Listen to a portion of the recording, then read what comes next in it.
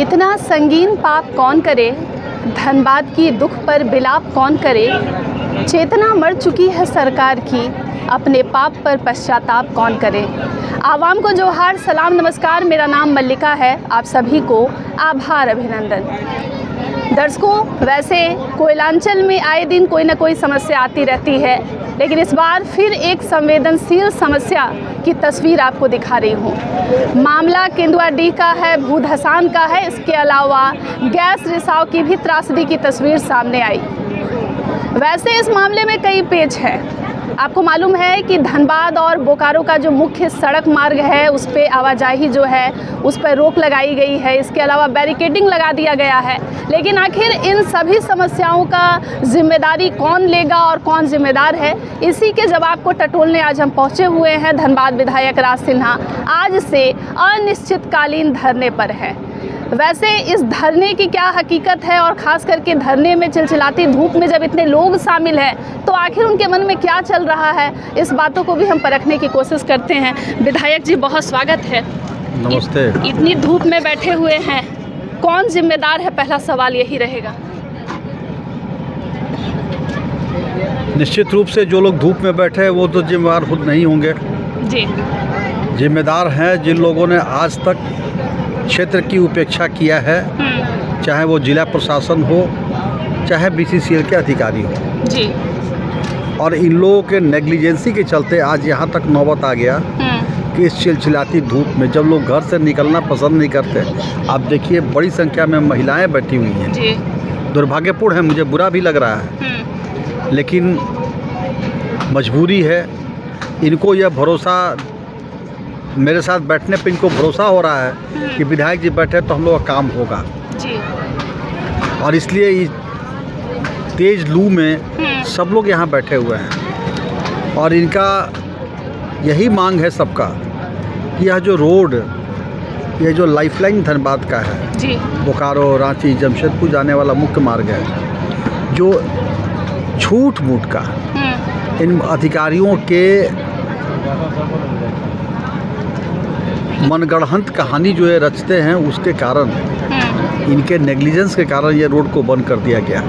आज लगभग 10 दिन हो रहे हैं। लोगों को परेशानी हो रही है, लोगों के रोज़गार चौपट हो रहे हैं, लोगों के धंधे चौपट हो रहे हैं और अधिकारी मस्त अपने एसी कमरे में बैठे हुए हैं। और इसलिए मैंने बार बार प्रयास किया, बातचीत किया, कहा भी, अंततः थ्रेटनिंग देने के बाद भी कोई नहीं सुना। तो आज जनता की इच्छा के अनुरूप, जनता की आवाज़ बनकर मैं यहाँ धरने पर बैठा हूँ अनिश्चितकालीन। और जब तक इस रोड को चालू करने की दिशा में ठोस पहल नहीं होगा, तब तक मेरा यह धरना, मैं यहीं रहूँगा। जिस एरिया में भूधसान की जो तस्वीर हमने देखी है, वहीं से पाइपलाइन जो है उसके भी मरम्मत को लेकर के जो बात उठ रही है, क्या क्या समस्या जो आपको गंभीर नज़र आ रहा है और क्या समाधान है? समस्या यही है कि रोड अगर ये खुदाई करके ठीक करेंगे तो स्वाभाविक है कि जो पाइपलाइन जो गुजरा है पीने का, जिससे लाखों लोग प्रभावित होंगे, वो मादा का 18 इंची 14 इंची का पाइप है, वो अगर धंस जाएगा तो सोचिए इस गर्मी में क्या स्थिति होगी पानी के बगैर। तो प्रशासन छोड़ दिया था 10 दिन से, उनके इन लोगों के बुद्धि पर तरस आता है। इसको तो खोद करके, भराई करके पाइपलाइन को भी सुरक्षित करना चाहिए, सड़क को भी सुरक्षित करना चाहिए। पहले भी गोधर में आज से 8-10 पहले भूधसान हुआ था, रोड भर करके वहाँ बन गया, रोड चल भी रहा है। अभी झरिया में हुआ, बस्ता कोला में हुआ, इंदिरा चौक पर तो 2-3 लोग अंदर चले गए थे, फिर भी वहाँ रोड बनाया गया, भराई करके रोड चल रहा है। तो यहाँ कौन सा आफत आ गया? 1-1.5 फीट थोड़ा सा इंक्लाइन रोड झुका है, वहाँ पे लोग छोड़ दिया बंद करके, भूधसान भूधसान भूधसान। हमको भी डरा रहा था लोग कि विधायक जी यहाँ मत बैठिए, खतरनाक क्षेत्र है। हम लोग जा दीजिए, अब नीचे जाने का होगा चल जाएंगे, आप लोग की इच्छा है तो हम नीचे चल जाएंगे। जब ऐसी घटनाएं होती हैं तो जो बैरिकेडिंग लगा दिया जाता है, लोग चाहते हैं तुरंत मरम्मत हो या फिर आगे कोई ऐसी व्यवस्था हो जिससे आम लोगों को समस्या ना हो। आपकी नज़र में क्या समाधान है ऐसे प्रभावित क्षेत्रों के लिए? और देखिए, आम लोगों की चिंता तो इनको है ही नहीं है जी। और दुख तो इस बात का है कि चलिए बीसीसीएल तो कंपनी है, कोयला काट रही है, कमा रही है। जिला प्रशासन जी, जिला के आला अधिकारी, जो उनका काम यही है कि अपने क्षेत्र की जनता के सुख दुख को देखना, उनके साथ अन्याय न हो, इस बात का देखना। लेकिन जिला प्रशासन भी जब पार्टी बन जा रहा है, यह दुखदाई है।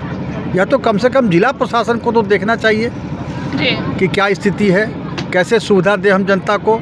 सरकार का काम केवल रेवेन्यू कलेक्शन करना नहीं है जी। सरकार का काम लोक कल्याण करना भी है, और इसलिए यह सरकारी पदाधिकारियों से विशेष कर मेरा आग्रह है जी।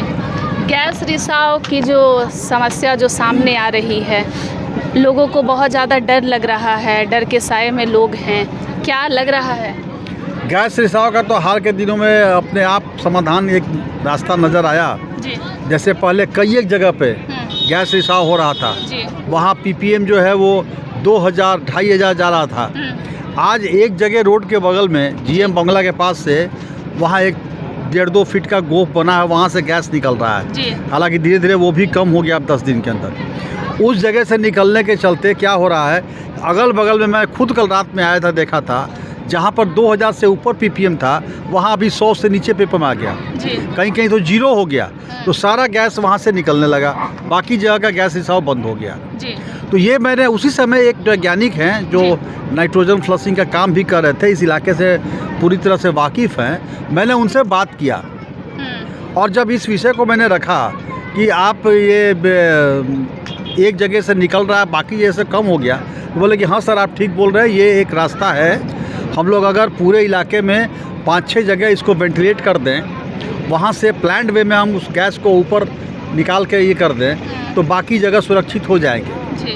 ये एक हम लोग विचार करके इस पे काम कर सकते हैं। तो ये तो रास्ता एक आया सामने, इस पे तो प्रशासन को, BCCL को, साइंटिस्ट को ये बार बार बोलते हैं कि ISM को बुला रहे हैं, सिम्फर को बुला रहे हैं, DGM को बुला रहे हैं, कर क्या रहे हैं?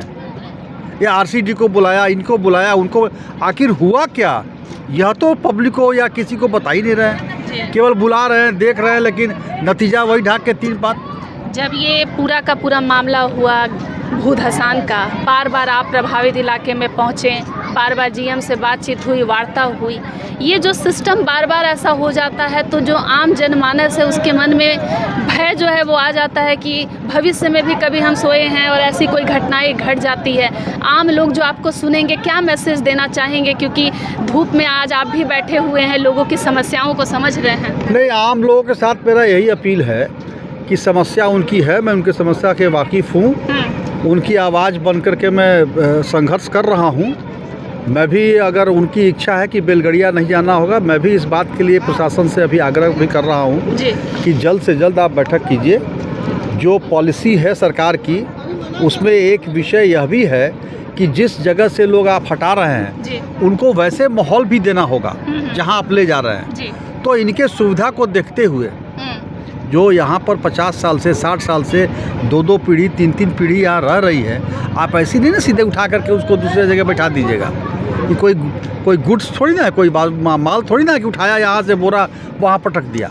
इनको इनके भी सुविधा को देखना होगा, बातचीत करके। इसलिए प्रशासन जल्द से जल्द बैठक बुलाए, मीटिंग करे, जिसमें इनके भी, यहाँ के लोग भी कुछ प्रतिनिधि रहें, BCCL के लोग रहें, जिला के आला अधिकारी रहें, जो ज़मीन या जो भी जिस तरह से भी हो, वो सारे अधिकारी मिल करके और बातचीत करके इनको पुनर्स्थापित करें। जी। अगर एक ही मात्र ही उपाय है, दूसरा कोई उपाय नहीं है, तब पुनर्स्थापित करना ही है, तो इनको बात करके करना होगा ना, इनके इच्छा अनुसार जी। उनको रोजी रोजगार व्यवस्था माहौल सब वहाँ देना होगा। तो इसलिए सब पे आगे फिर बात। तो शाम तक धरना जो है खत्म होने की उम्मीद लग रही है? नहीं, धरना तो जब तक ये रोड के चालू करने के दिशा में ठोस पहल नहीं होगा जी, तब तक धरना नहीं हटने वाला। यही रहेंगे। धन्यवाद। इतना लोग रह रहे हैं तो हम भी रहेंगे, इनके साथ रहेंगे। इन लोगों ने मुझे रखा हुआ है जी, इसी के लिए रखा है कि सुख दुख में मैंने वादा भी किया है, कितना काम करूंगा नहीं जानता, लेकिन मैंने वादा किया था कि आपके सुख दुख में आपके साथ खड़ा रहूंगा जी, तो है साथ में। धन्यवाद विधायक जी। दर्शकों, ये तस्वीर केंदुआडीह की है। एक बार के नहीं, तीसरे टर्म के विधायक राज सिन्हा मौजूद हैं और आपको चेहरे पर एक सिकन भी नज़र नहीं आ रहा होगा, जैसे एक आम इंसान समस्या से जूझ रहा है और आज धरना पर बैठा हुआ है। विधायक जी जो हैं सभी के मनोबल को बढ़ा रहे हैं। वैसे इस तस्वीर पर आपकी क्या राय है, ज़रूर बताइएगा। और इस टेम्परेचर में इतने लोगों का होना जो है बहुत कुछ कह रहा है। अन्य अपडेट के लिए जुड़े रहिएगा लाइव इंडियन गार्ड परिवार के साथ।